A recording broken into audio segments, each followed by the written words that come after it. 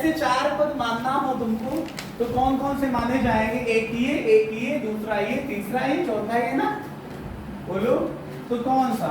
a minus का 3d comma a minus d comma a plus d comma a plus. देखो जितना minus में उतने प्लस में है, कैंसिल हो जाएंगे, समझे? बोलो। तो पहली कंडीशन लगा दो। पहली कंडीशन में क्या लिखा है कि सबको ऐड करो तो 20 आता है, सभी के पदों का योग करो तो 20 आता है।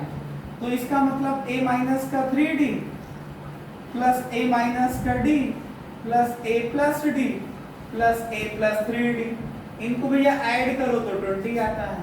Minus 3d plus 3d cancel, plus d minus d cancel, कितना बचेगा?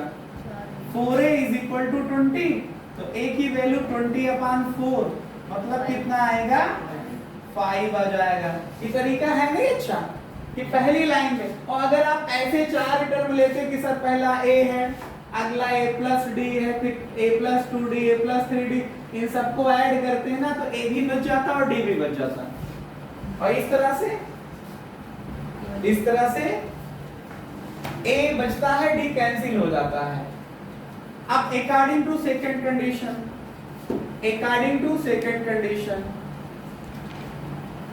कंडीशन क्या है बताओ?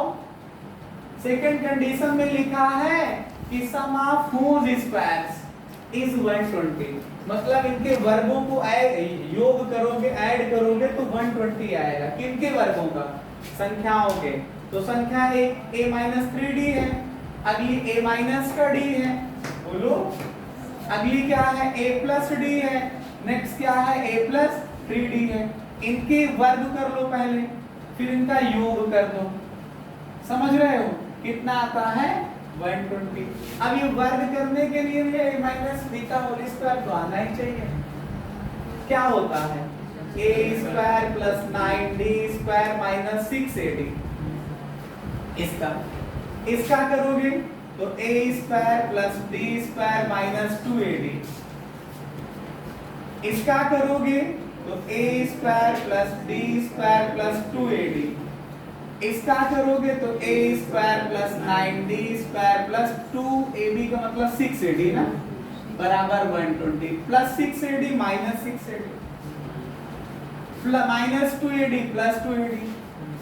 बताइए a स्क्वायर कितनी बार आ रहा है? 4 बार। और d स्क्वायर कितनी बार आ रहा है? 9 ये 1 10, 10 1 11, 11 9 20, 4 से भाग कर दो सबको। क्या कोई समस्या हो गई क्या? इतना आसान तरीके कोई नहीं बता सकता तुमको। 4 से भाग कर दो। a की वैल्यू क्या निकाले हो तुम? 5 square plus 5d square is equal to 30। तो 5 का स्क्वायर 25 प्लस का कितना आएगा? 5d square is equal to 30। इसको भैया ट्रांसफर कर लो तो 5d स्क्वायर की वैल्यू क्या आ जाएगी?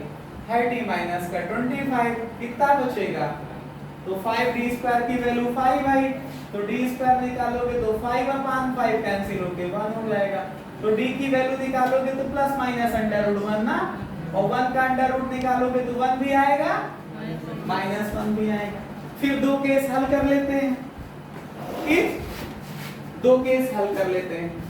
केस फर्स्ट, कब? जब when d is equal to 1, जब d की वैल्यू 1 है। तो पहला निकालो, a माइनस का 3d था। पहला टर्म कौन है? पहला टर्म कौन? देखो इसमें a माइनस 3d। तो भैया आया a की वैल्यू क्या? 5 माइनस 3 इंटू डी की वैल्यू 1, मिलकर के 5 माइनस 3 मतलब 2। फिर a माइनस का d था, तो 5 माइनस 1 मतलब 4। फिर a प्लस d है, मतलब 5 प्लस d की वैल्यू 1 6। फिर a प्लस 3d है, तो 5 प्लस 3 गुणे 1 का मतलब कितना आएगा? 8 आएगा। ऐसे ही केस सेकंड निकालो, when d की वैल्यू -1 है। तो पहला है a माइनस का 3d, a की वैल्यू 5 माइनस 3 इंटू डी की वैल्यू -1, तो आएगा 5 माइनस माइनस प्लस 3। 5 3 कितना आ जाएगा 8। फिर a माइनस का d निकाल लो तो 5 माइनस माइनस 1 तो आएगा 5 माइनस माइनस प्लस 1 ये 6 हो जाएगा। फिर a प्लस d निकाल लो, a की वैल्यू 5 प्लस d की वैल्यू माइनस 1 तो 5 माइनस 1 4 आ जाएगा। फिर a प्लस 3d निकाल लो तो 5 प्लस 3 गुणे माइनस 1 5 माइनस 3 कितना आएगा 2। तो वही तो आ रहे हैं दोनों केस में, पहले क्या आया 2 4 6 8, अगले में क्या आ रहा 8 6 4 और। तो मैंने यही तो समझाया था आपको कि एक में अगर सीधा आ रहा तो दूसरे में उल्टा आने लगता है। ठीक है, लास्ट में लिख लेना कौन से 4 पद या 4 terms are in AP are 2 4 6 8 या 8 6 4 2, समझे।